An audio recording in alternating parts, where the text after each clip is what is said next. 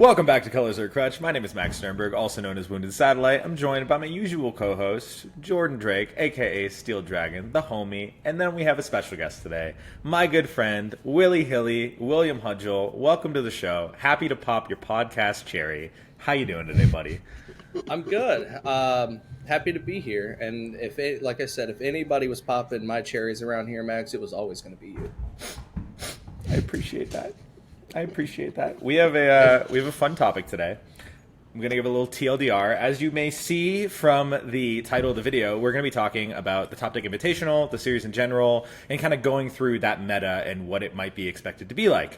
Now, as you might know, I've been a bad boy this year, and I had to get put in timeout for the second year in a row. So this championship series doesn't mean fucking anything to me, because I'm not a part of it.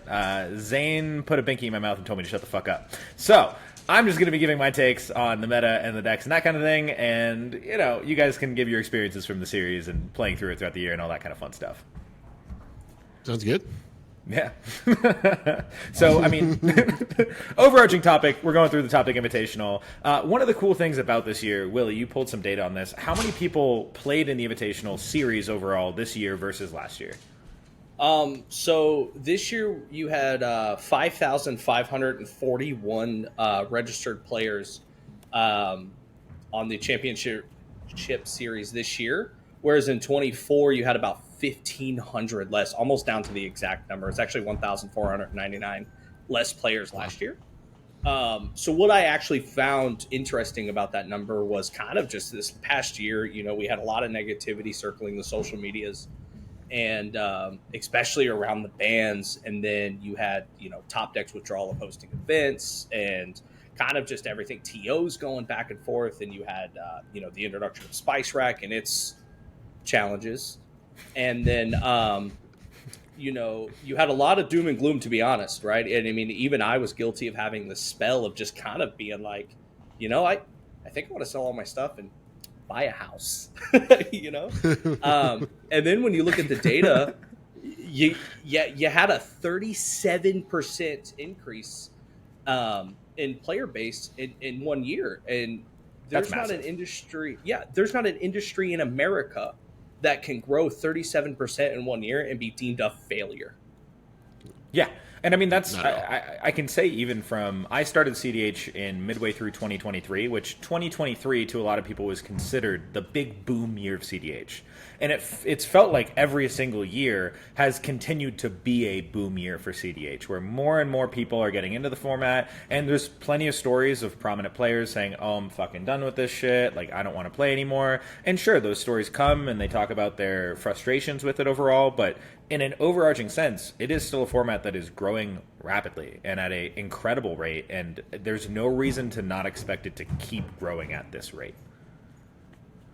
Yeah, I'd agree with that. I think, right, the drama gets all the attention, but I think the drama is just such a small percentage of what most cEDH players' experiences are. I think when you're with your group of friends and you're going to events, you know, for the most part, you're not seeing a lot of this stuff. I mean, I'd say, you know, when because I started playing basically the start of 2024, and honestly, I didn't even know about any of the drama till like late into 2024. I think the bans were really my first, you know, step into that era.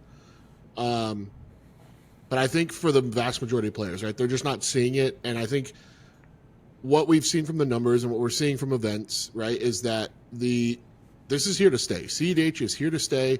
Doesn't really matter what the detractors say about it. Doesn't matter, you know, how many people call it not a real format or, you know, not a real competitive game, or, you know, point out the myriad of issues that it has, and it does, right? Like we're not blind to its issues, but it's fun. I think a lot of people are enjoying it, and I think we're gonna see even more players into 2026 as well. And I think, you know, cEDH is here to stay.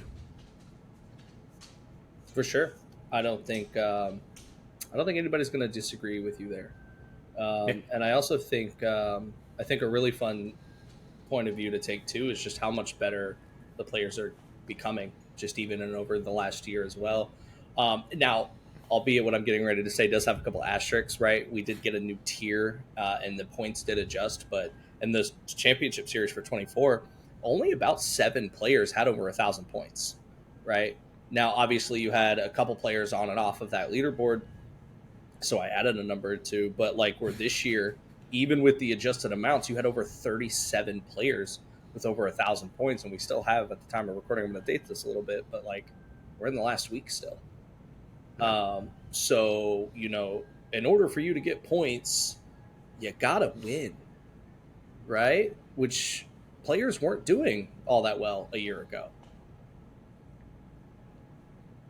Yeah, no, it was really monopolized by a few big players at the top, and then everyone else kind of scrounging around for what they could get. And I know, right, the new tier system did allow for a little bit more flexibility there, but I think you're seeing, just even when we were looking at numbers and we were looking at some of the other data that's out there, you're seeing a really good diversity of players winning a lot of different bronze events and silver events. And you go look at gold events, and there isn't like just one player monopolizing all the gold events, right? You're seeing it in every region across the United States, a really large swath of players who are able to take down these events with a very large variety of decks, right? And it's not, Blue Farm has been getting a lot of attention lately in the social media sphere and whether or not you should be playing it, but we're seeing players take down a lot of different events on a large swath of different decks. And really the only monopolization, I think, of points is you're kind of seeing it at maybe that diamond tier a little bit, where there's been maybe the same 10 to 15 players who are taking a lot of those points. But I think even at the platinum tier, you're still seeing a really nice diversity of players and decks, and there isn't really that same monopolization as we saw in 2024. Yeah, and just to kind of piggyback off that, one thing that I've noticed, like, that just wasn't there a year ago is these local events, these sub 32 player events, right? Your local scenes are starting to grow, and that is a direct sign of a healthy format and its growth. And if you go through and just kind of look at these players for which ones do have public profiles, a lot of these players have played in 30 plus events, 25 plus events, and they've capitalized on the bronze tier, getting their 70 points for 5 events in these 16-man events. Whereas last year, I know myself, I was traveling all over the place. I remember I booked a plane ticket to Florida to go to a gold event. Whereas this year, I'm traveling an hour away once a month. Yeah, I mean, when you look at the increase in points overall, I think it can be heavily attributed to 2 primary things. One, the introduction of a new tier, adding just so many more points into the system, huge. But then it doesn't matter how many points can be obtained if there aren't events to go obtain them. And I think what we really saw this year was an enormous boom in-person events happening everywhere, every week, in all sizes. I mean, you talk about locals being under 32. Most of the locals here in Denver are over 32. Right, like my 1K I went to a few weeks ago was over 32 players, and that's like a pretty regular thing that we have every month or multiple times a month around here. The weeklies up at level 7 tend to have a good number of players, all that kind of thing. So I think it's the access to events paired with there being just more opportunity in events that count overarchingly has just led to a lot more people with a lot more points. And when people talk about what they thought the cutoff might be early in the season, it's blown way past that. Yeah, I remember being at the Diamond event in Milwaukee, shout out Manivault, going, if I top 16 this event, I'll have 800 points. I'm super locked. I can take the rest of the year off. I can really focus on the new job. So you guys actually played in the series this year, and you're both locked for the Invitational without a shred of doubt. Good job to you guys. Quick round of applause. Blah, blah, blah, blah, blah. But how much attention were you guys paying towards the Invitational point system throughout the actual series? Was it something that you were like, I really want to attain this is something I care about? Or is it something that just naturally occurred from you doing events that you would have played in regardless of their inclusion in the series? So both. I actually told TK this going into this season because I was pretty close to the cutoff last year. I think I finished in like the low 80s, if I remember correctly. So I wasn't really that far away. And I told TK, I was like, my number one goal for this year in Magic is to make the Invitational. I was like, I just want to grind out the points, get to there. And, we'll see where we are come that event. And then I think it was only the second event was the Boil too. So, accomplished that goal early. Yeah, made it pretty. But I mean, that doesn't sound like okay. So I mean, once you got locked because of the Boil 2, then I guess it was more so not an important thing to you because you knew you were guaranteed a spot. But at the beginning of the season, it was your goal. So that is, I care about being in the series, and I care what events are a part of it. 100%. I mean, obviously, I would have played it anyway, just because I like playing cEDH. But I still cared about it, right? Like, I was still trying to grind points because once I was up there pretty high, I was like, oh, well, might as well try to stay into the top 5. And then when that became unlikely, I was like, okay, let's try to stay in the top 10. You're number 11. That's been my goal. Yeah, don't fucking remind me. There's still one more event. I'm playing this weekend, damn it. I can leapfrog somebody. Yeah. And for me, I knew, last year, living in St. Louis, it's tough to grind the championship series and live in that area. It's just events are scarce. You got to travel. Your closest gold's Chicago, when they fire. So 6 hours for a gold event. So last year I really wasn't focused on it. I was more focused on just improving as a player. Just learning from the people that are doing the thing that I want to be doing and getting the results I want to be getting, which Max obviously has helped a ton, shout out Andy, Kevin, here over in Ohio. Just iron sharpens iron. So just getting as many games in. And then this year, I had gotten married in September and then relocated to Ohio, which congratulations. Everyone, thanks. Congrats. Everybody knows that Columbus area all the way to like that Stowe, has just some of the densest competition for cEDH. Our 18-man locals have the same top cut as these diamond events sometimes. Just the same people. And I knew I was only able to play in like a limited amount of events. I think as of right now, I only have 11 events on this season. And I have, 1,095 points. So I didn't have an option but to convert and just do well at the events. So, I'm horrible about taking that first round off, just kind of having fun, getting in the groove of playing a game where I was going in to not draw and just win every game I was playing. But yeah, so it sounds like you guys definitely went in this season with the goal of obtaining Invitational. So congratulations to both of you for making it to that. That's an awesome achievement. And then, Willy, you did us the justice of pulling a lot of data over these last couple weeks, kind of looking at which, again, dating ourselves, and to be very clear, there is one more weekend of play that counts towards points before the official cutoff. So the current top 64 will not necessarily be the exact top 64. But we essentially were able to take what we think will be the top 64, right about the top 64, the players that will be a part of this event, and gather some data and see what the invitational meta is actually likely to look like. Because there's been lots of discourse lately about Blue Farm and teching for Rog, Thras, and Kinnan and all these various types of decks. And so we thought it would be interesting to actually see what it might look like, where, of course, anyone can choose to play any deck when they actually get there. But this would be our prediction of sorts of what the meta is likely to be. Yeah, so if you look at this chart here, so this is, again, like Max is saying, this is our estimate of what we think is more than likely what players are going to play at the Invitational. Obviously, no surprise, Blue Farm is going to be pretty heavily represented.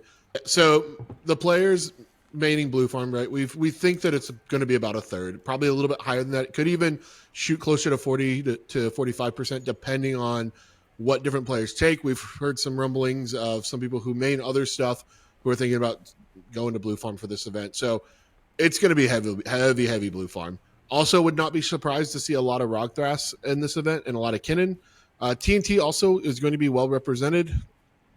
Maybe. I've lived in a lot of discourse around TNT lately, but I think it's not overly surprising. I don't think there's going to be two dominant decks, right? Like last season, you had Rogsai and TNK taking down the vast majority of the slots, and then I think it was Sisay and then Kinnan after that. So I think it's going to be, once you go away from Blue Farm, it gets a little bit more diverse, but there's a lot of decks where it's probably only going to be one player playing that. Decks like Kalia, Dahada, Tevish Thras, Magda. It's not going to be a ton of players who are going to be taking these decks. Rocco's another good example. That's probably just Ian at that point. It is. So I think when you're looking at this chart, you're seeing these different decks that are here. It's going to be Blue Farm Central, and I don't think that's going to be a large surprise to anyone. And Willie, you are one of those Blue Farm players, so maybe you want to talk a little about the deck and what you're thinking for this event. Yeah, and just before I start, I started this. It kind of came up in a conversation about a week ago amongst some friends. We were talking about the Rogthras matchup and what do we do with Rogthras? It's everywhere. How do you stop this thing of just bad card quality that just makes mana, right?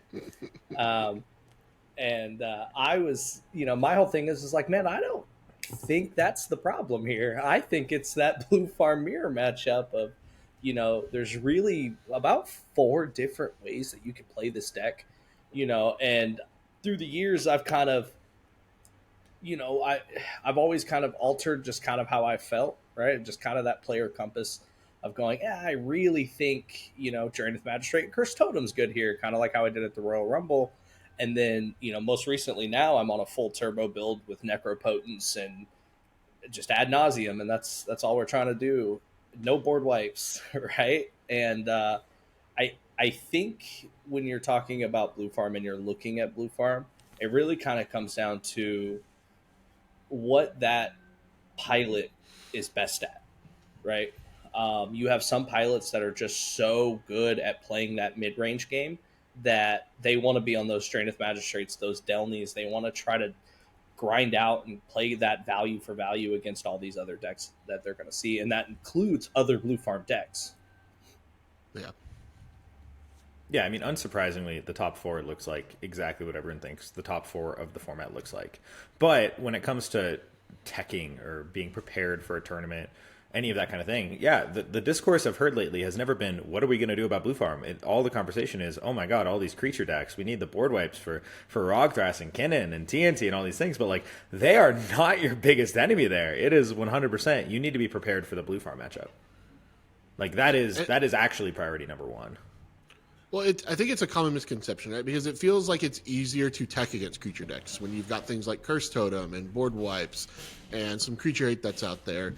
It's a lot easier to hate on creatures than it is to hate on card draw. I mean, that's just the reality of it. And Blue Farm is card draw deck. How do you hate on card draw? You run bad cards like Notion Thief. You can run Bowmaster, but it doesn't really do anything to a Blue Farm player. Not really. I mean, at that point, you're getting into some other weird tech like Grafdigger's Cage, which again just hurts creature decks. You can look at stuff like Rest in Peace, which it's okay.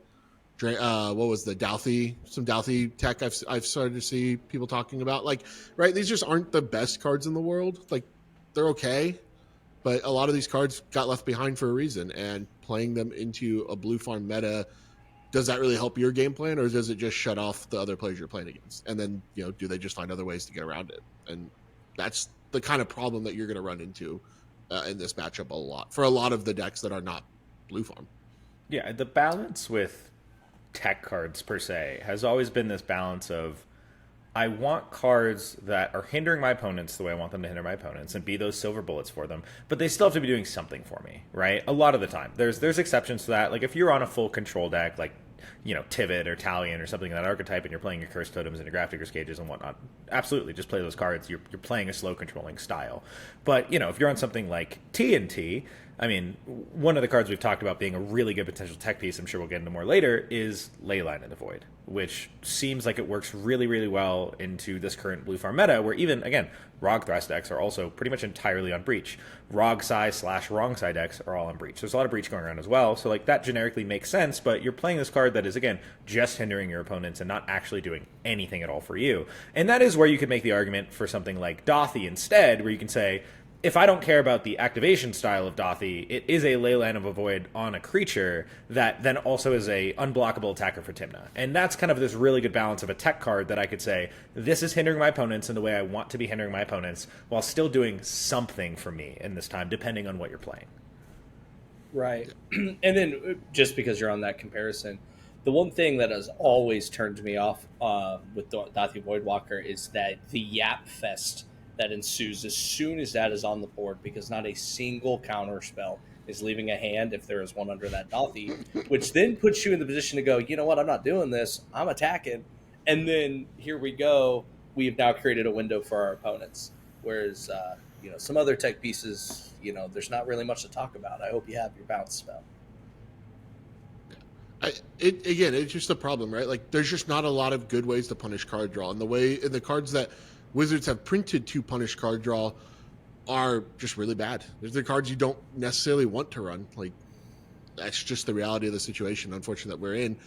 Either they're too punishing for everybody, like cards like Spirit of the Labyrinth, I think it is, where no one's drawing cards, or they're cards like Notion Thief, where they're very vulnerable, easy to hit, very mana intensive. There's the Narset, which, double blue Planeswalker, not the greatest. And so you're being put into this position where if you're going to take out cards to go after blue farm, right? Take out your cards out of your deck, out of your strategy, just to tech against another deck. What cards can it also advance your own game plan and your board state and help you? And I'm wondering if it's just going to end up being more of a challenge of, instead of trying to tech against specific cards or against specific decks, we just maybe redevelop our game plan around how we want to approach each of these decks, right? Like, one of the things we talk about a lot is you don't hit draw engines, you hit win attempts. But I wonder if in these games, is it better just to go ahead and take the draw engine off the table, right? And then get cards like Mirror Maid and Copy Enchantment, all this other shit that people are going to be sitting on, that becomes worthless in their hand as well. And so there's a question that exists there of, we probably don't want to be playing Rhystic Studies if we're not on TNK, because they're just going to copy it and then they're going to get more value out of it in the long run than we are. So, we have to kind of adapt to that play style into those game plans, I think, more so than teching specific cards. And that's kind of the approach I'm on right now. On a basic level, I'd recommend just not letting them have a Rhystic Study. I think too many people let the Rhystic Study go through when they could easily counter it. And then a really common play pattern I see is Blue Farm won't have a Rhystic or a Mystic, and Tymna just goes unchecked forever. Just kill the Tymna. Yeah. So I'm going to have this is great. We have 3 different opinions.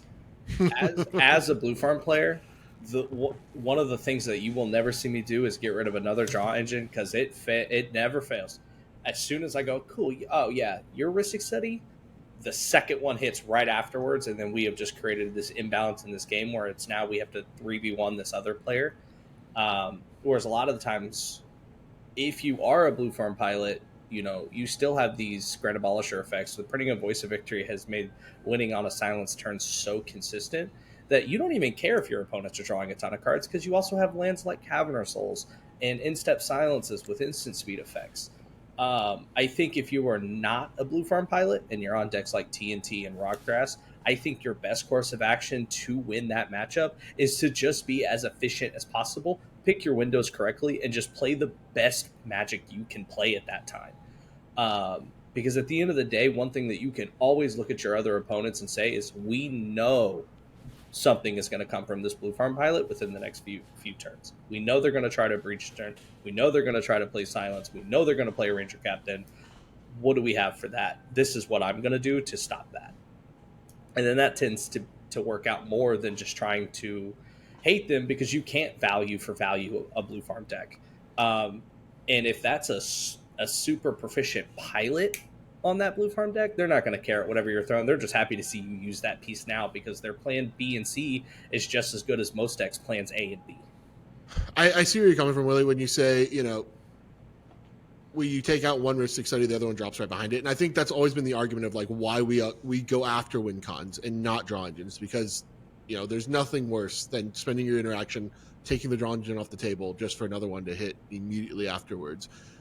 But I think in this case, with double Blue Farm, there's got to be something that has to give, because you're right, we're not going to go value for value with them. And picking our windows means we either have to get extremely aggressive with where we want to go in, but Blue Farm can also go faster than most other decks in the format if it chooses to, if it wants to.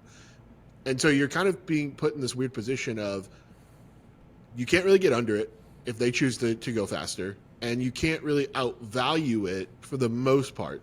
I don't know that I always agree that not every deck can go toe-to-toe with TNK, when it comes to the long game, because I think TNT can go toe-to-toe with them, especially with certain play patterns and certain things that they can do. I think even Rockthras with certain play patterns can go toe to toe, but I think it gets tougher, right? And it gets harder because they will probably find their win first, and then you're kind of left to a position of where you're playing a little bit more of a control package than you probably would necessarily be. So like my TNT has always been a little bit on the greedier side.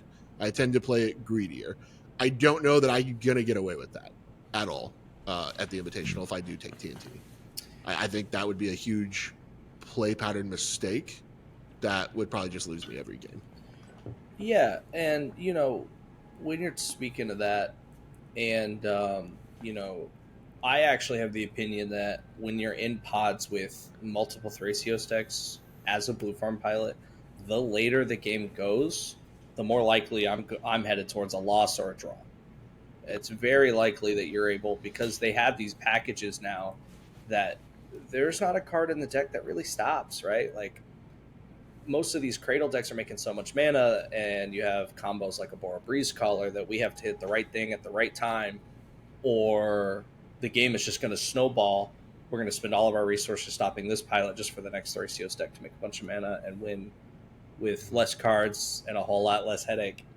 To where I think that's the best thing for you guys, is to kind of play that longer range. But one thing that I think a lot of people don't really understand, because the Invitational is such a unique event where you take the top 64 performing players for the year, is all of these players have one thing in common. They know how to win the game, right? In order to be in these spots, you have to win games. You have to win top cut games. You have to win top 4 games, right? And that comes with a very specific mindset that, you don't find in the swamps of Swiss. And, where players are playing things because, TNT light card, where that's not winning you the game, although it may be advancing your board state. You're not winning this game now because you did that. Whereas in this environment, you're going to see players not tap out for Ristic Study. They're going to develop their board state, then play the Ristic Study with backup. They're not going to just jam an unprotected win con unless everyone has made the mistake of tapping out for a draw engine, which I just don't think is a realistic idea. I think your windows are going to be smaller. I think your play has to be tighter, and I do think, though, you will have a margin of greedy player where they're like, this hand wins the game, I'm keeping this hand. So I do think there is a room for you to be greedy. I just don't think it's very large. I mean, I think Turbo is honestly in a better place, because one thing you see with a lot of players who win is they rely on the more parasitic strategy of, I'm mulliganing purely for card advantage, I'm mulliganing purely for my development and value attainment, and I'm not really mulliganing for having the answers right away. I feel like my percentages are higher by trusting that other people will deal with problems, and I'll gain value off of them dealing with problems. And I think that's a huge blue farm thing especially. So I think that there's actually a ton of room to be incredibly greedy and just go turbo, because we're back in a meta where everyone's tapping out on turn 2 and turn 3 for draw engines, and that is the perfect meta to say, okay, do you have it though? And the answer is usually no.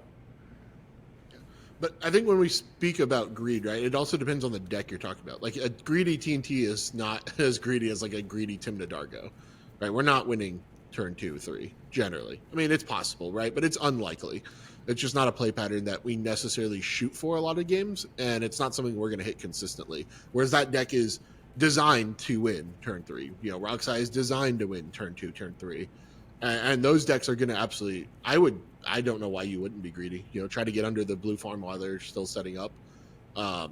We were joking that this is going to be a great Atali meta, because there's not a single bad deck that you're going to see bad cards. And honestly, like, funny enough, I think probably the least amount of stress you'll have is just throwing it down in Atali and being like, if I get it, I get it. If not, I'm going home. Yeah, honestly, funny enough, phenomenal Atali meta. at the bottom of my episode notes, I wrote deck to bring Atali in capital letters. Yeah, it's tempting, right? I don't even have to think. I just throw down Dino and hope I hit enough copy spells or other good stuff to get there. Well, and my odds are really high with the quality of decks here. And if you have double farm in your pod, like, chances are we're hitting a tutor. Chances are we're hitting a breach. Chances are we're hitting something that wins. Yeah, Oh, but yeah. also, even if you look at the other 1000%. main decks, I mean, Kinnan and Rogthras are clone.deck. Like, holy shit. I mean, my version of Rogthras is on Clever Impersonator, Phyrexia, Metamorph, Phantasmal Image, Flesh Duplicate. Mockingbird doesn't work for it, unfortunately. But that's 4 clones, and one of the cards we talk about might be another one coming up. And Kinnan is on Imposter Mech, Clever Impersonator, Phyrexia Metamorph, sometimes additional clones, Flesh Duplicate, and Fimage. But then additionally, if you luck into like a Metamorph, then that suddenly turns on Mirror Maid as another one. A copy Artifact is a common thing that's being played. Like, yeah. You definitely chain clones. Yeah.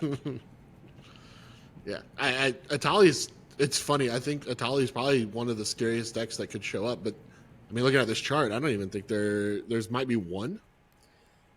There are no pilots that main Atali. The closest pilot that we had was Cam from Ohio, who doesn't really travel for events, but I am fully confident that if he was able to travel for events, that he would be deep on this leaderboard because he constantly kicks our butts at these events. And you're talking events with, a large percent, like a large percent of the top of this leaderboard, where he's just throwing that turn 2 dino down and going, do you have it?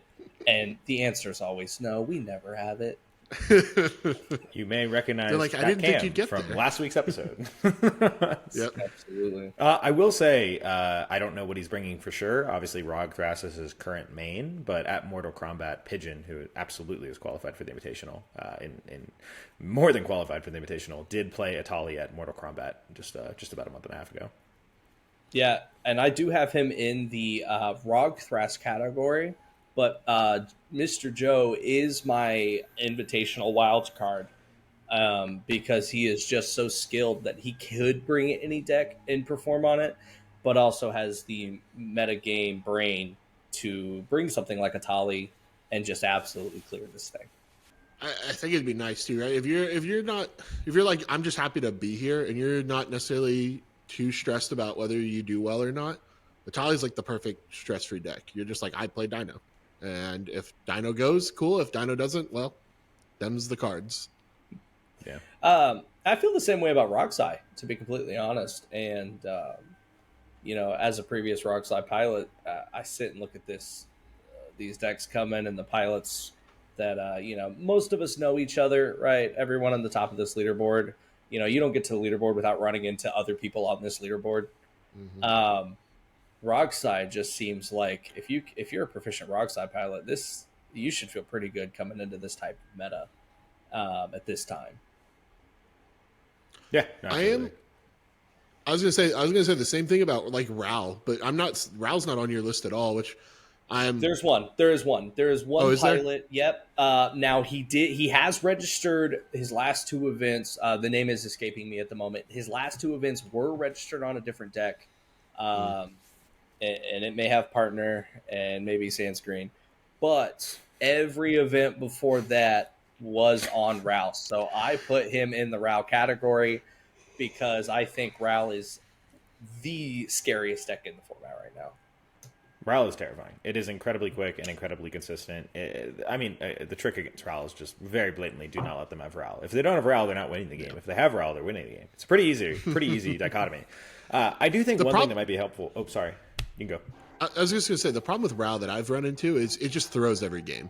They're so fast that as soon as Ral, if Ral is allowed to do the thing because people just didn't mulligan for removal, they might have mulligan for interaction for it. Like my last tournament is a good example of this. I mulled for interaction against Ral, and they just had 2 or 3 counter spells. It was a nutty, but they couldn't find the win.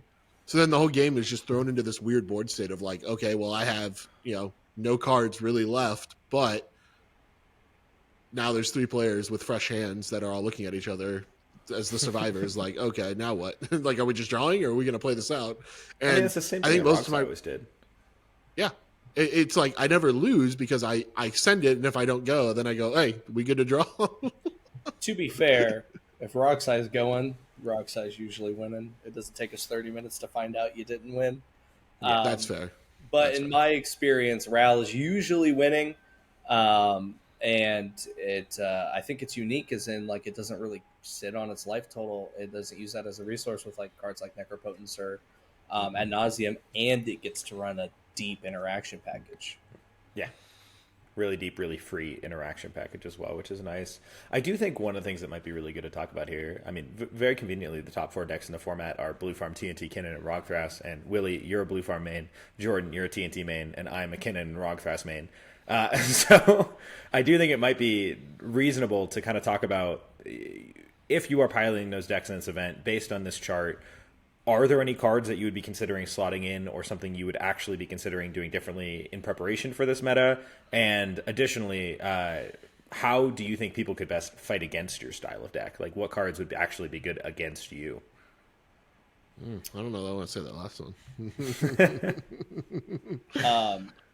I can start. You know, as a Blue Farm pilot, I am notoriously stubborn. I want to play the cards that I like to win with. I've never ran board wipes. I'm not going to start now. I don't care how many Mana Dorks and Magus of what or another you're playing and whatever your kitten's doing. I don't care. I'm just trying to cast a Silence in a Valley Flood Color or a Born Upon the Wind and win on top of whatever junk you're doing. So I'm pretty selfish. So I'm going to speak from the lens of like, you know, someone like Andy Beach, who's number 1 on the leaderboard, who grinds that mid-range so perfectly, is an expert at picking his windows. You know, Andy doesn't really miss anywhere, right? He's aware of how to mulligan for every matchup, things like that. And I think when you're looking at these decks like Kinnan, Rodgrass, and TNT, you're looking for those cards that kind of slow them down a single turn, right? Your Draenith Magistrates, your Cursed Totems, your Opposition Agents. Just those slight pieces that you go, oop, you know, you're not exactly tripping and busting your knee, but you're stubbing your toe on.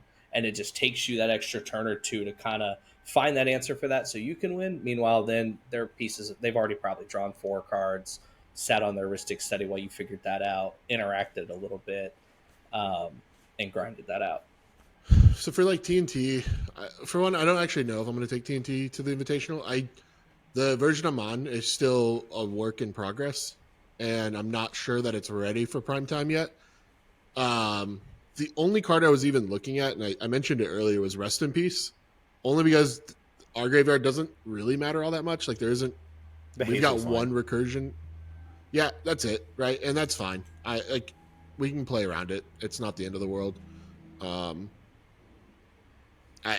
don't think it's that deep enough to where it's like, okay, maybe we do just take out our own graveyard. But again, right, like now I'm taking myself off my own strategy, my own game plans to try and take on one. Do what? Why Rest in Peace over Dothy? Enchantments are harder to hit once they're on the board. Leyline of the Void. Leyline being 4 mana and it double black. If I don't have it in my opening hand, which I never will, I'll never have it in my opening hand. I know me. That's not how my luck works. Leyline in TNT is terrifying. You know, it keeps your Hazel's Brewmaster lines open. You still have access to silence effects also. So, albeit, does Blue Farm have answers to bounce a Leyline? Sure. But you got to remember what the environment that you're going into is, right? You're not going into an environment of Swiss players, right? You're going into an environment where everyone is a top player. So they're going to be able to make the reads. If player 3 is trying to bounce a Leyline on the void, player 1, 2, and 4 are going to go, oh, you're trying to win, right? And then that's where you're going to have these interaction wars where, again, TNT still has access to cards like Crop Rotation into their Cavernous Souls to play their Grand Abolisher and still win even with all that interaction. I think Leyline on the Void is good, man. It's just the double black is really rough, right? Like being 4 color, when you're doubling up on pips like that, the deck can really struggle. And black isn't really a color we necessarily go for, especially in the current build of TNT that I'm on. Black is probably like the 4th color that I care about in that deck. Generally, most games. I can say from doing some gold fishing with you recently, the mulligans could be fucking rough. Getting your colors. I think I think I fixed most of the issues with that because I've done some mulliganing since and it's been fine. I've actually had some really strong hands finally. But yeah, again, right? Like I have this card. It's going to feel awkward if I don't play it on that opening turn. And then again, what does it really do for me? Right? It's slowing my opponents down. I just dropped a card out of my hand, just slow my opponents down. I don't know. It's one of those cards where it's just weird, right? Like it's not great. It's okay. That's why like Rest in Peace was the first one I looked at because it's way cheaper and I'm already somewhat bant forward.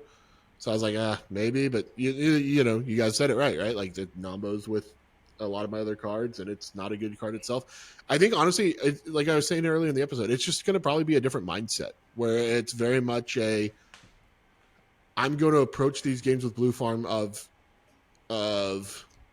you know, maybe I take out their draw engines, try to get them out early. Maybe I run a little bit more enchantment hate than I normally traditionally would. Like that's another option. Reverent Green, Silence? we have a lot of it in green and a lot of cheap ones in green and some free ones in green. So, you know, those are options too. I really have to take a look at some different stuff and figure out how I'm going to work around some of the issues. I mean, I can say this, right? Curse Totem, I don't really care about. Like, I can play around Curse Totem all day long. It's not the end of the world for our deck. What's the other big ones? Curse Totem is a pain in the butt, but playable around. Bowmasters is a bane to our existence. And I think, right, when you guys are saying, like, why not Douthie? Because of Bowmaster. Like, if we're going to be doubling up on Blue Farm, I'm going to see a fucking Bowmaster, especially if I have a Rogthras in the pod with me. You're going to see it's going to get cloned 1,000 times. Well, you know it's a really good card against a meta of Blue Farms that are going to be forcing Bowmaster. Willy, you want to say the card? Oh, it's Imposter Mech. Listen, I'm getting an Imposter Mech tattoo. I love this card, man. Imposter Mech just goes, oh, you're cloning my stuff? Oh, no, here's my Imposter Mech, right? It's so difficult to get rid of. No one wants to waste a counter spell on an Imposter Mech, and it's there to stay. I don't think, you know, I put Imposter Mech in the deck right around the Mana Vault's Diamond event. I think was the first event I added that to, and I mean, one game it was a Consecrated Sphinx. One game it was a one game it was a Italian. You know what I mean? It's just it's something that's It's a clone. there forever. Yeah. Yeah, but it's a really good clone. But it's a clone that's not going away. Yeah, it has the upside of being a Bowmaster that future Bowmasters cannot kill, which is phenomenal. Like that is really it is one of the best answers to Bowmaster that exists. With the downside of being green tutor creature tutor based decks, you can't get it. Right? We have to rely on our actual clones for that. So it has the pros and cons, right? Like I don't like its accessibility compared to a normal clone because I'm tutoring for clones all the time with Finale and Invasion and Nature's Rhythm, etc., Chord, whatever. And I just can't get Imposter Mech. But it's a phenomenal answer to Bowmasters and just dealing with it, getting it off the board. It also opens up the thought in my brain as well. The card I added recently, since Bowmaster's been a lot more prominent as something that's just being played and tutored for to an extent, has been Spellskite. You know, that's really my Imposter Mech slot in my Rogthras deck currently, where Spellskite is this thing that is a creature. I can tutor for it if I needed to. It protects me and all my other things, where they just often don't really look your way with Bowmaster unless you're in one of those states with a ton of Ristics, and so there's an ungodly number of Bowmaster pings. But if it's just like the one or two random ones here and there, no one really cares about your board at all anymore. It protects your Gaia's Cradle, protects your whatever the hell you're doing, you know. And that's felt more valuable overall than just like having this thing I can't tutor for that is a better answer for a specific thing. Like I think Spellskite does more on average. If that's your focus is being the Bowmaster answer, but like Imposter Mech just being a clone means it can just do a lot of things as well. But our decks already have a bunch of clones.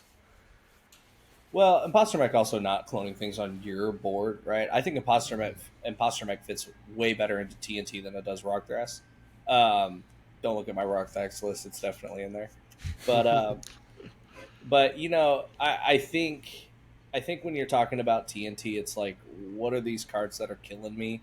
In every one of them is found in one of these three decks that you're looking at, and you then have to just make that decision of, am I just going to go for it and then make them have it? Or am I going to add all these little speed bumps that allow me to work around them while they're trying to figure it out and hope the game just kind of destabilizes itself as it naturally evolves to where you just outvalue everywhere because you still are Tymna-based deck, you still make a ton of mana, and you have the benefit of Thracios in the command zone to sync that into as well. The thing with, right, and a lot of people love to shit talk TNT. I hear it all the fucking time, right? I know. It is what it is. The thing with TNT, and the thing that when people talk about why not this deck, or why do you play TNT? What does TNT do that's so good? And it's flexibility.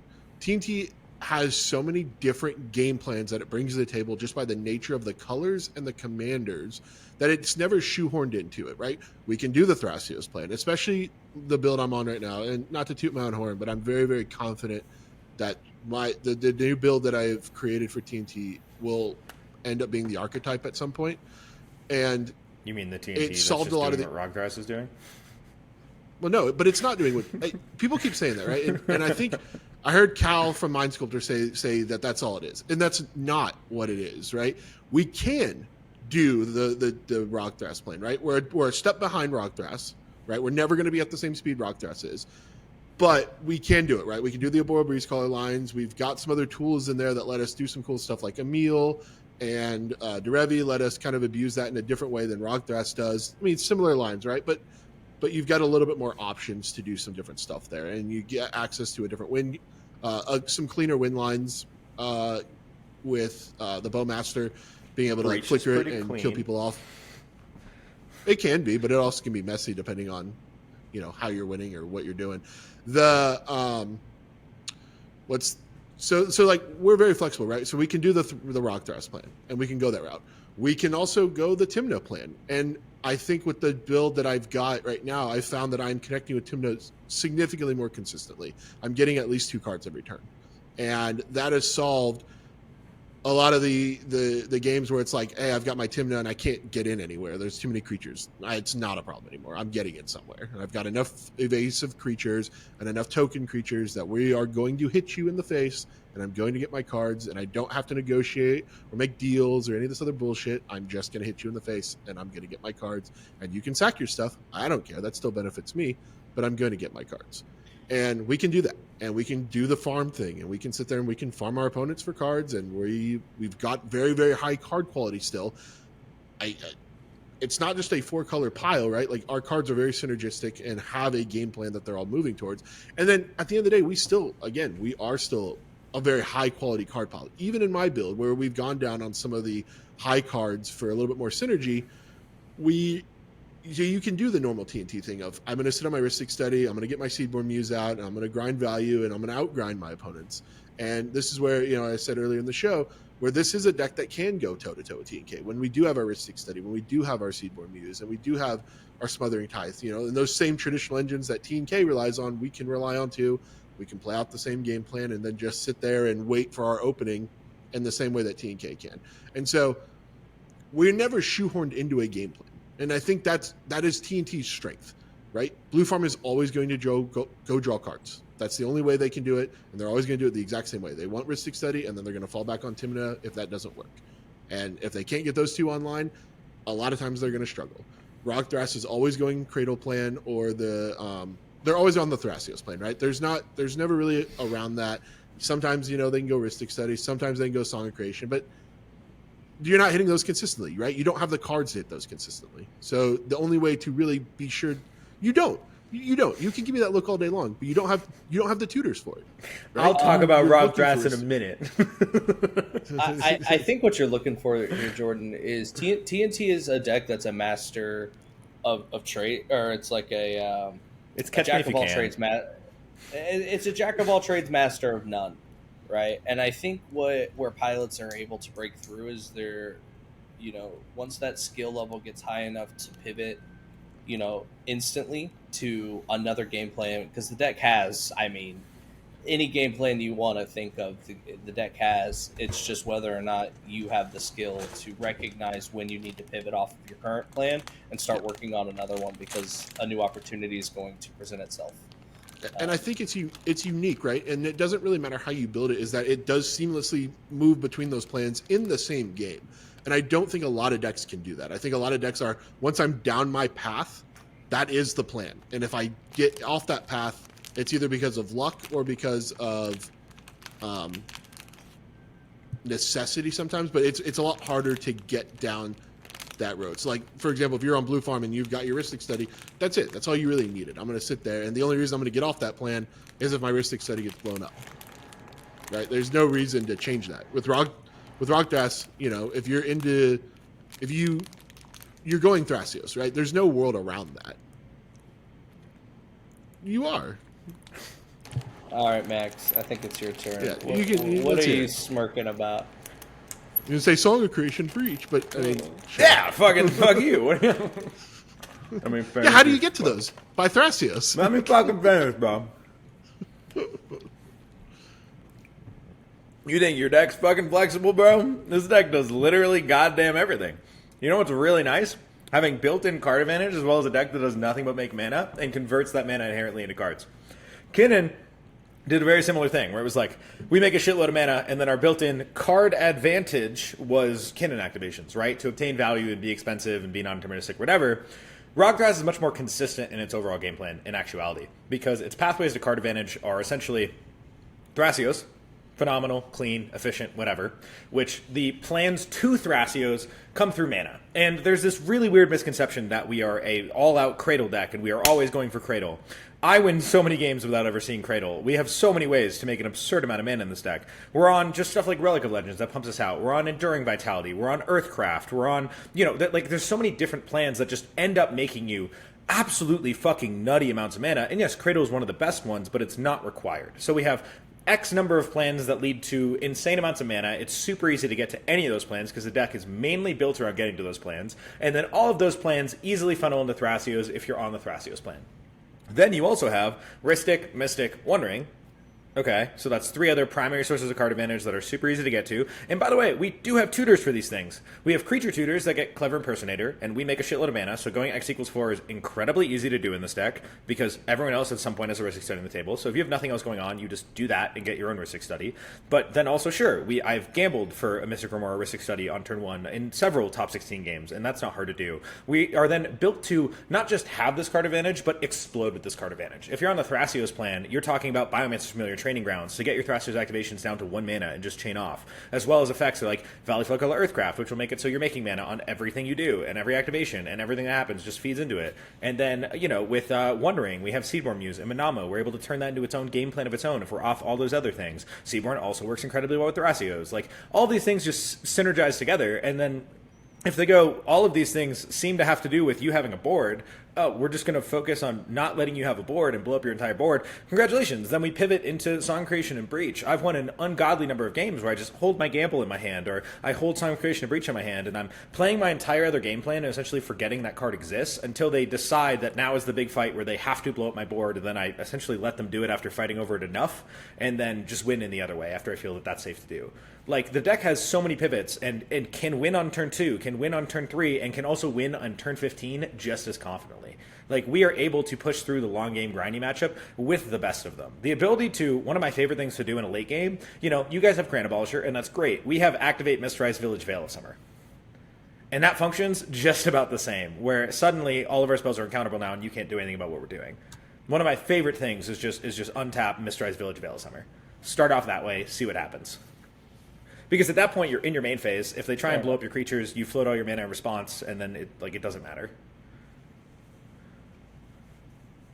I had a guy in a top 16 game. I went to my upkeep and I had to clone a Ranger Captain. It was the last one. So with my Fish Trigger in the stack, I cracked Ranger Captain in my upkeep. And the guy goes, ooh, got him. Valley Floodcaller, Toxic Deluge. I said, aw, man. And then I floated all my mana and then let it happen. And then said Ranger Captain, crack resolves. And then Born Upon a Wind, Breach. I was winning with Breach anyway. Like, that's just what the deck does. It does not focus into a singular game plan. There are so many ways to obtain mana. There are so many ways to make creatures. And there are so many ways to keep going. And then also just the pivot lines of you don't even need Thrasios for the Obora plan. You just need 6 creatures in the battlefield, and suddenly you have infinite mana of every color and no one has shit. Like, that's a whole nother win line. There's so many win lines in this deck. You have the Obora lines, you have Snap You at Cradle, you have Snap Eternal Witness, Lotus Petal style shit. You know, you have Chain through your whole deck with fucking Springheart and Intuguing and Cloud of Fairies. There's so many things to do in this deck. The Valley Floodcaller, cloning Valley Floodcaller a bunch when you have an Earthcraft is literal exponential growth on mana. Like, true exponential growth. This deck does everything. When you're playing a deck like Rockthrass and you're in a meta matchup, right? You have a TNT, let's say you got a blue farm. And then maybe you have, let's say, like a Sisay, right? What is something that you absolutely hate to see come out within those first 3 turns that you're just like, internally, you're just like, well, damn it. Let me figure out double how to Rhystic do this Study. now. The double Rhystic Study is really, really annoying. Because if you're on a Thrasios game plan, which usually beats 1 Rhystic Study, 2 Rhystic Study players tend to just feed each other. They tend to just, like, do the thing where they're like, I'm going to draw you a bunch of cards, because then you're going to draw me a bunch of cards, because you're going to need to cast all those cards that you just drew. So sometimes beating 2 Rhystic Studies that come down really early is very, very difficult. Sisay is a weird matchup, just because it is such an onboard Telegraph deck. And Rogthras, one of its weaknesses in my build is we have a disgusting stack interaction package. We don't have the deepest onboard interaction package. It has a lot of cards that go with it. We have, you know, this time to big enough Psych Rift, Snap, Chain of Vapor, Otawara, Beseju. Like, we have a decent package of things, Talon Gates, etc. But you'll notice in every single thing I just said, none of them are actual removal except sort of Beseju for Breach. Like, all of those were bounce, or Talon Gates was temporary phase. None of them are a true solution to the problem. They don't remove things off the board permanently. They just temporarily get rid of them. So for more on-board decks, it can be more difficult to properly interact and hinder those. So honestly, if you were talking like, you know, TNK, TNT, Sisay is the deck I'm the most afraid of. But in a matchup with TNK and TNT, those are decks that play a high number of actual onboard removal spell with Swords of Plowshares and Deadly Relics and Path to Exiles, etc. being really, really common. So I'd probably want to lean more towards them dealing with Sisay and being more of the onboard stuff, and I'd focus on keeping the stack interaction. But the thing that would scare me is a double Rhystic draw or an incredibly quick Sisay start where the other players are like, I don't have the onboard. I'm like, fuck, we're totally screwed here. And I mean, the best cards against Rogthras, Curse Totem is phenomenal against us. Nothing individually fully stops us, right? Like, we were able to pivot into Breach game plans, and the really nice thing about Breach is it's so agnostic from the rest of the deck, which, if I have one piece of advice for the Rogthras pilots that are going into this Invitational, for the love of fucking God, play Underworld Breach. Like, the power of Underworld Breach is how unsynergistic it is in your deck. Like, that is genuinely what makes it so good, because people are going to try and fuck up your board, right?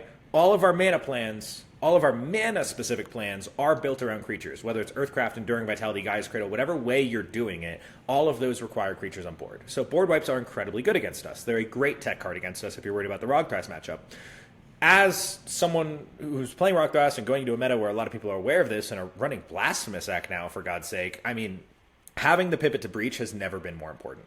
And in a very similar vein of thought with that, Song of Creation fills the same role, where being able to late game, have your board get blown up, have your 6 lands and a mana rock on board, and just say, all right, Song Creation, right? Or Misrise in your Song Creation, or flash in with your Valley Floodcaller on top of that, or Song Creation, and just go for those things. Like, having that alternative, I'm storming through my deck literally right now win condition has been absolutely phenomenal, and has saved me in a ton of moments where I get Culling Ritualed or get board wiped or whatever. But yeah, best cards against us: board wipes, Curse Totem. Grafdigger's Cage is good. I mean, it stops the creature tutors and it stops Breach, so it's super, super valid. There really is no one piece that stops every line in our deck. Really nicely, I mean, Oboro gets around everything pretty much except for Curse Totem. Curse Totem is probably the best one. Curse Totem and board wipes are the number 1 and number 2, and they're also the easiest to slot in, I think, and just the most realistic. Because a lot of decks don't really want to play Grafdigger's Cage. Like, it is one of those cards that you have to be very specifically built to play it. Curse Totem tends to be a lot easier, where like blue farms can play Curse Totem and have it just affect their Ranger Captain, and it really doesn't matter to them. And then if you're playing Rogthras and you want to be prepared for this meta, and you are really looking at this blue farm meta, I do think Imposter Mech is an incredibly reasonable choice. I think that just having that additional thing to take Bowmasters off the table is super, super powerful right now. Same feelings about Spellskite that I've already talked about. As I said, I'm currently on Spellskite, and it was one of those cards I added the night before a tournament, and I was like, let's test it out, see how it feels, and it was outright phenomenal and has stayed outright phenomenal. Being able to also protect your Gaia's Cradle or Seaboard Muse is top tier. And then if there's any other cards I would really think about right now, I could consider slotting in a Force of Vigor. I think that in grindier games that don't have too much inherent card advantage going on, our ability to just chain our mana into Thrasios and play that slow game and just literally untap, play a land, play one random dorky fucking creature past the turn with 8+ mana up, and just do that every turn as we obtain value with Thrasios. If you're able to get rid of the Rhystic Studies and other card advantage off the table, you win that game 9 out of 10 times. Like, it is such a high percentage play pattern to lead you towards victory. So, just saying, okay, I'll slot in just this Force of Vigor because I can get rid of 2 Rhystics at one go. I'm not just dealing with one thing, I'm dealing with 2 things at a time. 1 card if I want to cast it for 4, 2 cards if I want to do it for free. Gets those off the table, lets me start my grind and push ahead. I think that could be super reasonable right now. Yeah, and shout out Ian Loesch, the only Rocco player that I'm aware of. Big Force of Vigor guy. He really uses it on me every time we've ever played. But to just kind of do that thing that you're like, why are you targeting my thing, right? Why my Soul Ring? Like, to really destable the board, right? Maybe he's not blowing up both Rhystic Studies. Maybe he's just blowing up, the blue farms, and then he's hitting the TNT's mana somehow, right? Like, just to really destabilize things just enough to get underneath or over something. I think Force of Vigor is a must play. I blown away that more decks aren't on that card. It's one I've considered. It's one I've definitely considered. Yeah, I've had it slot in and out of my TNT quite a bit. At times it feels like it's great, and then there's other games where it doesn't do anything, and that's always been like the argument I make against it. I'm like, I could just get rid of it. I don't need it. I wanted these Rhystics anyway. I think a lot of people wait too long with Force of Vigor and go for like the high upside. I want to hit 2 really important things play. When I was playing Kinnan as my every tournament deck, one of my most common plays with Force of Vigor was at the end of the turn 1 or turn 2 turn cycle, hitting 2 mana rocks. Yeah, I find myself, and each of you can kind of weigh in on this, as a player in the NB getting, like, just trying to prepare for it, I find myself not really focusing on the deck so much as I do the players. And I know a lot of these people personally, and I know how they play. We've all won and lost against each other. And I look at players like, Sam Black, who chances are is going to be playing definitely playing Rockthrast, but chances are going to be filled with cards that we've never heard of, and we're like, all right, what does this bullshit do? Give me it, let me read it, right? And then you have other players like Jacob on Kalia, right? You have a lot of these players with Brewer's Advantage where it's impossible to tech for because you just don't know what they're going to bring. And then you have players that notably just don't miss, right? You've got your Kevin Simmons, your Evan Pierces, who are the most consistent when it comes to playing the game. That's kind of where I find my mindset thinking of the Invitational isn't so much of like, oh man, what am I going to do? And this also might become from, rose-tinted glasses being a blue farm player and everything, but I'm more or less training myself mentally of how I'm going to handle myself in a pod against these people, right? Like the way I conduct myself in a pod with Evan, Freedom Waffle, for those of you who don't know his government name, versus someone like Jordan, right? Who notably is more quiet, who says things that matter and doesn't really kind of just talk endlessly for no reason, like maybe like a Kevin, right? Managing those players versus the meta. What are your thoughts? There isn't any. I was gonna say there isn't anyone that I don't. Maybe it's just because I don't get to play against a lot of these players all that often, just because I haven't. Yeah, it's the Boyle 2 and then Royal Rumble, and that's really the only time I've seen a lot of the people. Because a lot of them just don't come out to like the big Atlanta events or some of these Tennessee stuff. So like, I'm familiar with some of like the Lemon Pepper White guys, and because I know quite a few of them are going to be in the MB, and I know some of the Tennessee crew that'll be out in the MB, and I know some of the Atlanta people that'll be in the MB. But like some of these other players, I just don't really know enough, right? Like I've played a little bit with Evan, Freedom Waffle. I don't even think you and I have ever played a game, Willie. Like in a tournament, right? So I would there's say not outside of a Denny's at 4 a.m. right. So like for a lot of these players, I only know them by reputation more than I do by play, and I think it's just one of those things where I'm just gonna go in with my game plan, right? I know my play style. It never really changes, even with the players I play against. You know, I'm really adaptable in game. Like I've always felt like that's one of my really core strengths. And so if I do hear someone like yapping a lot, that's where I'm usually pretty good at being able to navigate through their yapping. And no one's really going to get me off my plays. Like I'm very, very like almost tunnel visioned into my own game plan, sometimes to my own detriment, like for sure. Right. But no one's going to talk me out of my game plan. No one's going to talk me out of doing something I don't want to do. That's just not how my play style works. So, I think in a lot of these cases, the players, even with players with like certain reputations, it's not something I'm worried about. I know like I'm just going to go in and play my game. And if that loses me games, so be it. That's going to win you just as many. Yeah, exactly. Right. Like I think you can't go into with the mindset, right? And this is for anyone, like, especially for players that this is going to be their first invitational. You can't go in with the mindset of like, these guys are too good, I don't have a chance. Because I think the defeatist attitude is exactly that. It's going to cost you games. They're just players. At the end of the day, when I sat down at the Boil 2, I did not know who Andy was. Not really. I had played with Kevin before, but I did not know how good he was. I'm not even going to lie. I just knew he was the super friendly Rockside player I played against one time. And did not know till after that game was over that these were like, some of the best players in the world. And still played that game my way I was going to play it. I had a very specific strategy for that game, and I executed on it. And it got a little wonky at times, as I'm sure the players in that pod can attest to. But at the end of the day, I found my window, and I went for it, and it was fine. It worked out. And I think that's for those invitational players where this is their first time, that's just what you have to do, right? At the end of the day, these are just people. They're going to make mistakes. They're going to say stuff or do stuff that is non-optimal. And you just got to take advantage of when that happens. Everybody makes mistakes. And doesn't matter how good their ELO is, doesn't matter how good their record is, they're going to make mistakes. They're going to make errors, especially as these days goes on and we get tired and shit drags on and you get exhausted playing Magic. They're human. The test of endurance is like the other side of tournament Magic that people, I don't feel like, focus enough on. No. Especially in an invitational, you got 7 rounds with only 64 players. That is intense, right? Yeah. And there is no off games, right? Every game is the highest level. Yeah. But Max, every game is the top 4. Max, what are your thoughts?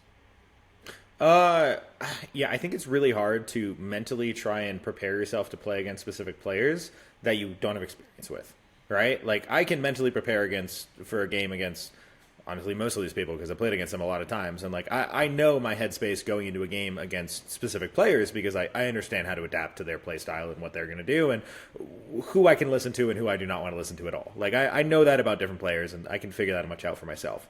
But if you don't have experience against these players, that's a really difficult thing to do. Like that's super hard. And honestly, there's been issues where like I've played against people for the first time and I've had some tournament games get outright thrown because their friends saw they were playing against me and just said, "Don't listen to a fucking word that guy says. Fuck that guy."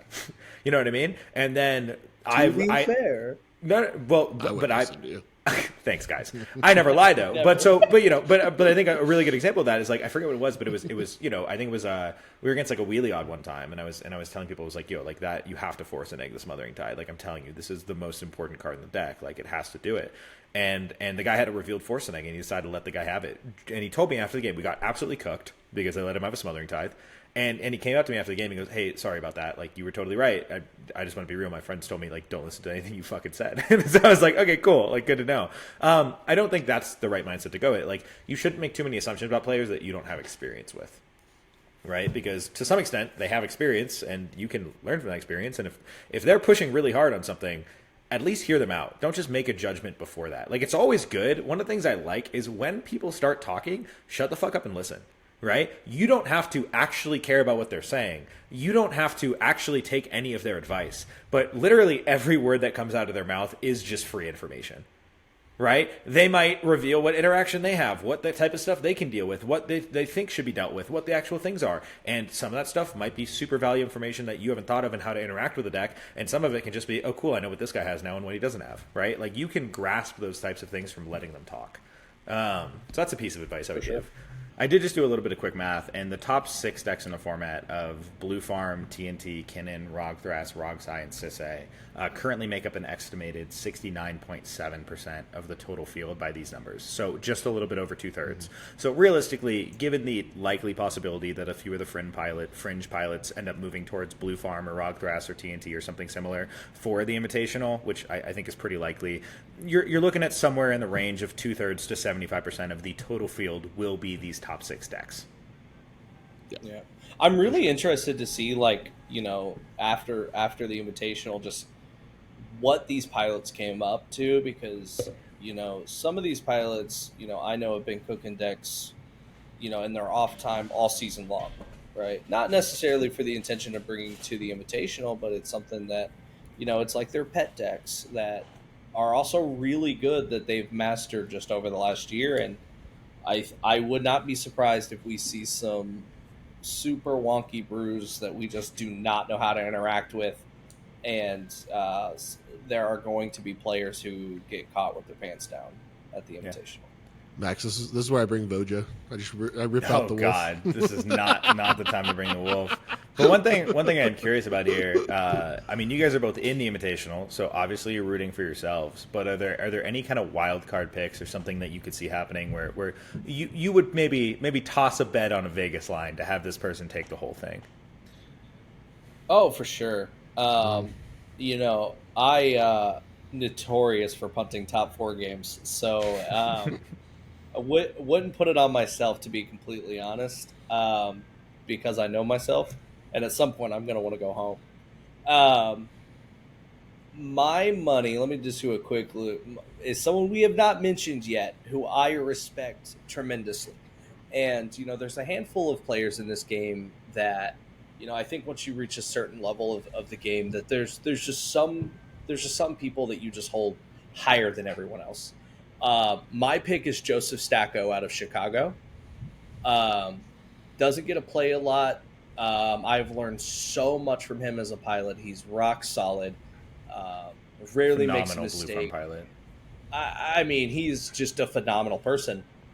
He's a blast to play the game with. He's really good at yapping, but not yapping oppressively, right? Like Silver Tongue Devil. I mean, he's good everywhere. He's also my friend, so I'm a little biased. That's going to be my sneaky pick as far as the Invitational goes. I don't know if this is sneaky, but I think Isaac, also a Blue Farm pilot, he's just such a clean player, right? I mean, he just doesn't really make that many mistakes in games, and like we were talking about at the beginning of this, I think mistakes are going to be the differentiator, because I don't think any of these top 64 players, when I've looked down the list, not a single one of them is someone where you're going, they get a little sloppy sometimes. I think every single one of these players is absolutely dangerous all across the board. And so it's going to come down to the little mistakes that get made in the games. And I think Isaac's probably one of the cleanest players I've seen. I could easily throw Andy in there, but I think he's more one of the obvious ones. If I'm going maybe a little bit of a dark horse, I don't have a person in mind necessarily, but I think like a Magda player who could sneak it through, who's just like, hey, I'm the unassuming Magda player. Don't look at me. Look at those blue farms all drawing all those cards. Oh, here we go. We're going off. It's over. So I think something I think something like that could easily happen. I could see a Sisay sneaking in where like we talked about before, like it's super telegraphed. One of the people you talked about, actually, Jacob on Kalia, I think that deck is so weird in terms of it sits so far outside the meta that I think it catches people off guard. I've actually been playing this deck. My buddy picked my league deck for our local LGS league, and he picked Kalia for me. And I actually had to message him because I could not figure this deck out at first. And I legitimately could not figure this deck out. Yeah. I was in a breach line and I had the whole loop going and I was like, how do I actually fucking win now? I could not. Yeah. And I've played quite a few games with him, so I won't give it out. But No. it is definitely a deck that you have to pay attention to because it'll catch it. And it's caught me. I remember the first time I ever played a game with Jacob in SCG Con Vegas, I think. And I sit down, I see Kalia. The first thing he goes out of his mouth, he goes, "Yeah, angels and demons are cool." And then proceeds to turbo loop a dockside on me, and we lost on like turn 2 or 3. Yeah. Doesn't do It's a that Turbo anymore. Mardu deck. Yeah, It is, yeah, I was gonna say, but it's such a weird wonky deck, and I also think the same thing for like the Timna Dargo decks, right? Like I think Mardu Summer is going to pull into the station at the exact same time that Steel City is kicking off. So the Dahadas, the Timna Dargos, Kalia, like these are all 3 decks very well positioned for this, and so I honestly don't see a world in which someone like Kellen, takes it down. Like I think that could very easily happen. Don't take one of my dark horse picks away. I picked like 5 people. I'm sorry. I'm cheating You're good. a little bit. I'll go with a based on where they are in the leaderboard. I'll go with like a light dark horse, medium dark horse, and a real dark horse, I guess. My light dark horse is someone that has become over the last year one of the cleanest Magic players that I've ever had the pleasure of playing with. Pigeon. Like Pigeon has just become the man does not fuck up. like he plays such good, clean Magic, and genuinely, I think either on Rogthras or on Atali, like both of which he has played in the last 2 months, like either one of those decks, I think he is positioned to just absolutely take a run through this tournament with, and end up in a phenomenal position and like genuinely take down the whole thing. That is my like most likely pick. I think if I had to put money on it, I would probably go Pigeon. My second pick was going to be Kellen, where I think that just like Turbo Mardu right now is so good. I really do believe we're just in this greedy ass mid range meta where everyone's just going for card advantage. And what's really nice is the parasitic mid range style often resorts to relying on other opponents that aren't doing that. Right? Like you're relying on the fact that your other opponents are being responsible to get you over that first hump so you can set up your advantage to take the long game. That's what parasitic mid range is. And I think that if we're going into a meta with a ton of players who have been having success with that, because it is probably the best thing you can be doing right now, then just going turbo and winning the game is phenomenal. So Kellen was going to be my medium pick, and then in a very similar vein of thought, my later down the line pick was going to be Brian on Dihada. I could really see taking down the whole thing. Brian's been playing so fucking well lately. He's really got his Dihada list dialed in, and like I would not be shocked at all if he just like messaged the group chat after the invitation was like, "Hey, it happened." Oh, man, now I feel like I need more than one pick. I had to really think about that. I had to really think about that. Do you know how many friends I just made mad picking one, and then you guys just put me in this position? This is the type of treatment. Oh, sorry. Let me list off all of my friends. We have Andy. We have Sabretooth. We have Kevin. We got Zach Adler. We got Jacob L. Oh, Jordan, bro. Oh, shit. Kellen. Oh, fuck. Wait. Alex Stockwell, Logan Doan, Nameless, Brian, Jeremy Davis, bro. Jeremy Davis is my real pick. Don't worry. We're cutting all this audience. You don't have to worry about it. Let me just list off. There is one other person I think that should be mentioned when we're talking about dark horses is Ty Ohio on Rockside. I mean, that dude, I think he has the most. He's 35 right now. He's 35. Okay, I thought I saw a message where he said he wasn't going to make it on his Twitter earlier. Yeah, and then he just started cleaning up locally. And again, these Ohio tournaments, you may not see them posted everywhere, but that's where these players, you got a player like a B who I think is 65, jumped to 17 on the leaderboard because he beat all of us at a tournament, right? Me, Kevin, Andy, Ty, Isaac, right? And that environment has allowed a player like Ty to really sharpen his skills and clean up his play on Rockside. I think he has the most tournament wins on Rockside post-ban. If I'm not mistaken, he has the most tournament wins. And I mean, he's again a player that doesn't make mistakes, can pick his windows perfectly, and also is so charming. You just want to trust him. He'll have the Citadel on the stack, and he'll be like, "Don't worry, guys, I'm helping." And you're like, "Yeah, dude, I'll take 2," and then wins. And I think that's a skill that you can't train, right? And so I am going to pick a second one too, and it's gonna be another one of my Zen brothers, and it's gonna be Ty. Thank you guys so much for listening to the Colors of Grudge podcast. That's all we're going to have for you today. Once again, I'm joined by my co-host, Jordan Drake, a.k.a. SteeledDragon. Both of us offer cEDH coaching independently. Feel free to hit us up for that. If you're interested, you can find us on our Discord down in the description below, as well as on Twitter by our associated names and such. And then we were joined by another friend, Willy Hilly, William Hudgel, the man, the myth, the legend, the homie. We got to go back to Vegas sometime. I miss you so much. Thank you for joining us, sure. Willy. It's been Anything a you would blast. like to shout out and say where people can find you and such? You know what's funny? You're speaking of shout outs. I told a friend of mine that I was coming on the podcast, and he demanded a shout out. And I was like, I don't know when this would ever be relevant. And then you just gave it to me, so I'm going to do it. I'm going to shout out Carson. You don't know him. Nobody knows him. He's the best. He's the best truck driving Magic player in America, because I think there's only like 2. But there he goes. Hell yeah. Nice. Thank you guys so much for joining us, and we'll talk to you next time. Appreciate you. Thanks, everyone.